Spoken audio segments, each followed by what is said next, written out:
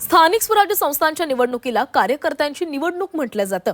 कार्यकर्ते आतुरतेने या निवडणुकीची वाट बघत असतात।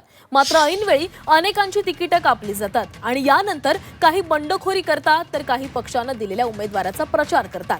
वाशिममध्ये मात्र एका कार्यकर्त्यानं थेट बॅनर लावलेला आहे। या कार्यकर्त्यानं लावलेल्या बॅनरबाजीची पंचक्रोशीमध्ये चर्चा सुरू आहे।